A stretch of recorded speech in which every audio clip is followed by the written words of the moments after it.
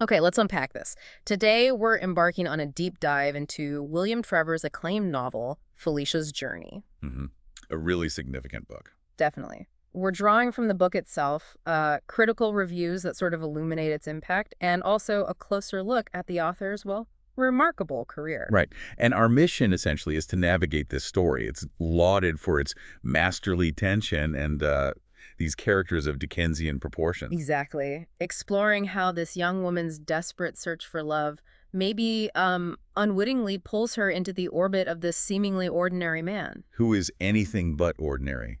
Profoundly sinister, really. Yeah. It's a novel critics praise for, I think, a really unique ability. It opens deep chambers of horror without ever describing an act of violence. Which is quite something. It's unsettling how he achieved that. Instead, you're left with this really profound understanding of human vulnerability Hmm. and the surprising, sometimes disturbing ways people cope with extreme desperation.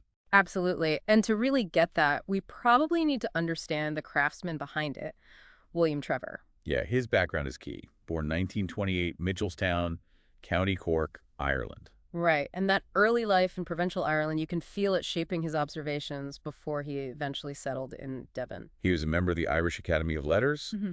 a really prolific writer. Novels, short stories, plays. And a lot of it adapted too, right? Stage, radio, TV. Exactly. But what really stands out isn't just, how much he wrote, but the consistent quality. It was exceptional. A literary titan, truly. And the awards list is, well, staggering. It really is. Mm. Multiple Whitbread Fiction Awards, including, importantly, one for Felicia's Journey itself in '94, Hmm. and then things like the Hawthornden Prize, Yorkshire Post Book of the Year, the David Cohen Prize for Lifetime Achievement. That's a big one. And the knighthood in 2002 for services to literature, it just cements his standing. Absolutely.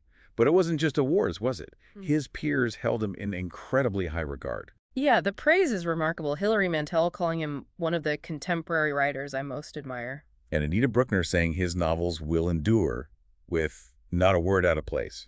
That precision is so Trevor. That economy of language, definitely. John Banville thought his fiction was among the most subtle and sophisticated fiction being written today.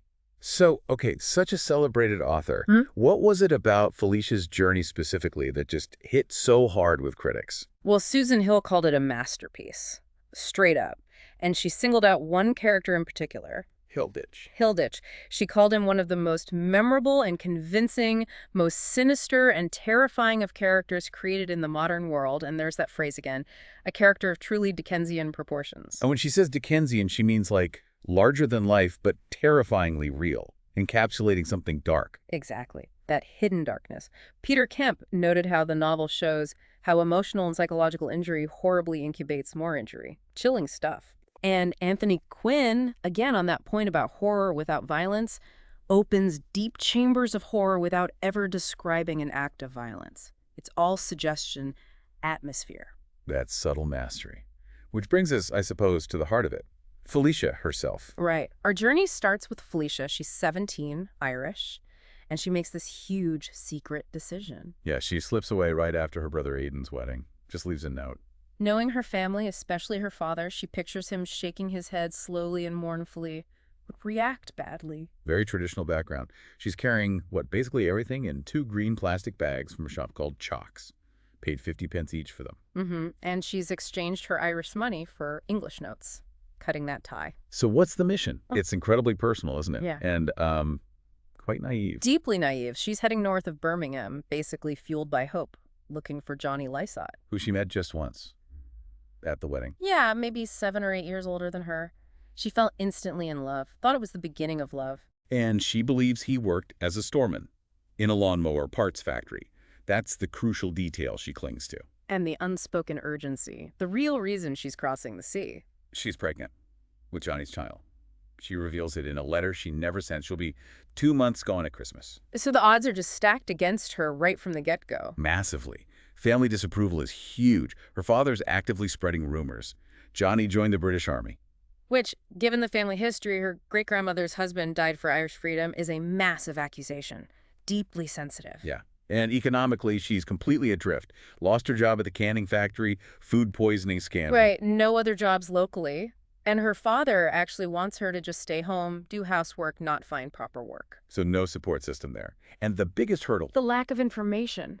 It's crippling. Jai never gave her his address. Just a vague, all right. And when she tries his mother, Cold shoulder. Complete refusal. Mrs. Leaside basically says Johnny wouldn't want his address given to all and sundry, implying Felicia's just anyone. even suggests Johnny only comes back because she, the mother, is unwell. Manipulative. And Felicia sees letters on the mantelpiece. She knows they must be his. It's right there, but totally out of reach. So cruel. So she gets to England's, and it's immediately disorienting. Right off the boat, questioned by security, no ID. She has to make up an address in Ireland, give a vague reason for visiting. And then starts the search. Days turn into weeks. Just looking for this lawnmower factory. Asking strangers, Yeah. shops, showrooms, even the police station, just nothing. Until she finds out the place she thought he worked, Thompson Castings. Went bust 2 years ago. Devastating. And she knows then, acknowledges her own foolishness in not making certain she had an address. It's heartbreaking, and as her money just vanishes... The reality of homelessness hits. Hard. Salvation Army hostels, but they're often full. Or sleeping rough like in a house that was being rebuilt. But even then, there are these small moments of, well, kindness. She meets Lena. The limping woman with the pram full of rags. And George, this skinny young man with a beautiful voice. They give her chips, shelter on a canal towpath for a bit. Fleeting connection. But desperation is stark, selling her watch and her cross for just 40 pence. Just awful. And it's in this state, totally vulnerable, that she encounters Mr. Hilditch. Joseph Ambrose Hilditch, 54. A substantial man, the book says, 19.5 stone. He's a catering manager, got promoted apparently, just to avoid being made redundant. A man of very precise, meticulous routines, loves his food, lives alone in this big detached house his mother left him. Filled it with antique furniture, all to his specific taste. Projects this image of, well, respectable solitude. And Felicia first meets him just asking for directions to that non-existent factory. He's described as curious by nature, and she clearly piques that curiosity. Then he sees her again later. She's looking jittery, obviously distressed, and he offers her a lift. And this is where the calculation starts, isn't it? That seemingly kind act. Absolutely. He invents this whole story. Right. His wife, Ada, needing an emergency operation. It's all a pretext. A way to offer her a ride, and then eventually an invitation to stay at his house, under the guise of helping. And what's so disturbing is how well he plays the part. The sympathy seems so genuine. He listens so intently as she talks about being unemployed, her father's disapproval, her shyness, which he calls horrible affliction. Offers advice even. Saying Johnny would be upset if he knew how she was struggling. It sounds almost fatherly. But underneath it all, His actions are chillingly methodical. While she's out, he goes into her bag, takes a good chunk of her remaining money. just like that, and worse. He secretly calls a barracks, makes up another story about her father having an accident, trying to find a lice-eyed Jaya squatty. And he finds him, confirms Johnny is in the army. Yes, he gets the confirmation, but he completely dismisses it. Lies to Felicia later, says his office girl couldn't find any Johnny Lysite. It's pure manipulation. And then comes that really sinister offer, framed as help. He brings up a certain facility, hints at an abortion clinic, the Gishford Clinic, calls it posh, private. Playing on her fears about being an alien, not having paid health contributions, saying this clinic would be easier. Framing it as a help, and then that truly bizarre, chilling line that another life coming somehow helps him. Ugh, it's so twisted. That possessiveness disguised as kindness. So, as Hilditch is tightening his grip, Felicia, maybe feeling uneasy but not yet suspecting him about the money, she seeks refuge elsewhere for a bit. Right, she finds the Gathering House, run by Miss Caligari. A black woman from Jamaica, a gatherer, preaching about paradise earth, eternal life, sort of a spiritual community. Felicia stays there several days, finds the people kind, sympathetic. But something doesn't quite sit right. Or maybe she just feels she needs to move on. She leaves a note, feeling guilty about leaving. And it's only after leaving there, totally alone again, that she realizes. Her money's gone, the hidden stash, vanished. So she retraces her steps, goes back. Desperately. Back to the B&Bs, back to the Gathering House. But it's useless. No money was found, they say. And Miss Caligari's attitude changes completely. Turns cold. Basically accuses Felicia of being a confidence trickster, Hmm. suggests she's faking the theft, hoping for a whip round for charity. Awful. So she's penniless, accused, totally isolated. Where can she possibly go? There's only one place left, really, the most dangerous place. She goes back to Hilditch. Just asking to borrow the fair home, admitting coming to England was a mistake. And Hilditch sees his chance. He ramps up the deception, claims his fictional wife, Ada, Oh, no. has died, dear, just 3 nights ago. Mm-hmm. A blatant lie to get more sympathy, lock her in. It's pure emotional blackmail. Then he offers her permanent sanctuary. You have your own little room now. The sensible thing would be if we took it day by day. Taking it day by day. Terrifying. He even tries to rationalize it, claims Ada would have wanted him to look after her, painting himself as this grieving, benevolent widower. And this is where, well, this is where it gets really interesting and horrifying. In this almost casual, horrifying confession, Hilditch drops the facade, reveals he never had a wife. He starts listing names. Elsie Covington, Beth, Sharon, Gay, Jackie, Bobby. Previous women he befriended. The implication is unmistakable. They're dead. He killed them. Exactly. And in that instant, Felicia understands the absolute terror of her situation. She's been trapped by a serial killer. So, the aftermath. How does she possibly get out of this? It's pure survival instinct. She manages to escape. In the middle of the night, armed with just a broken piece of a fire grate, runs out into the fog. Just runs, gets lifts from lorry drivers, ends up in another city, just vanishes. And this whole ordeal forces this huge transformation in her. The book says, the innocence that once was hers is now, with time, a foolishness, yet it is not disowned. So she doesn't reject her past self, but she sees it differently. Right. She finds a kind of quiet serenity, accepts what's done is done, doesn't obsess over Johnny's betrayal anymore. She understands something much darker now. Yeah. The fate of those other girls. Those faceless girls who were chosen for death because no one would know when they were there no longer. There's a chilling realization about anonymity and danger. And while Felicia finds a way to survive, what happens to Hilditch? His world just completely falls apart after she escapes. He descends into paranoia, mental illness, his routines crumble. Loses his appetite, becomes haunted by delusions, especially about Miss Caligari. Yeah, irrationally fixated on her, believes she's poking and grubbing, trapping him with her gibberish. Total paranoia. Tries to barricade himself in the house, neglects himself, his job. And eventually he hangs himself in his kitchen. His workplace just puts it down to a mysterious illness. And his meticulously curated world. Dismantled. House put up for sale. Possessions go to the state. Erased.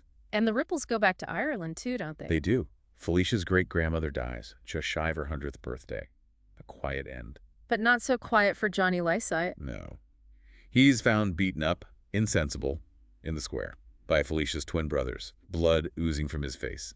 A very stark, violent kind of justice or revenge. And Felicia herself, does she just disappear? Not entirely. She continues her journey, but she's changed. She actually goes back to Duke of Wellington Road Why? to confirm Hilditch is dead. Sees the estate agent's for sale board. Closure, maybe. And she runs into Miss Caligari again. Yes. Who's still praying for Felicia, but also still vilifying Hilditch, convinced he stole money from her group, completely unaware of the real horror. Wow. So Felicia just keeps wandering. Yeah, through cities, Yeah. encounters people like Lena and George again. She accepts that the world has both charity and shelter, and mercy and disdain. But the thing that stays with her Is the knowledge that she walked away from a man who murdered girls and somehow was allowed to walk away. That sense of chance, of improbable survival. It's a really chilling thought to end on for her character A arc. meditation on chance, survival, resilience. Yeah. So we've just navigated the very complex layers of Felicia's journey, a story that starts out looking like one thing, a quest for love, but quickly, chillingly, reveals these depths of human experience, depravity, vulnerability. Right. From Felicia's initial profound innocence and then her desperate resilience to Hilditch's, well, his meticulous mask hiding that incredibly dark interior. Trevor just shows masterfully how deceptive appearances are. Yeah, how those small acts of seeming help can hide these terrifying intentions. That line between empathy and exploitation is so blurred, so dangerously thin here. So what does this all mean for you listening? I think this deep dive really forces us to consider the hidden lives all around us, the secrets people carry.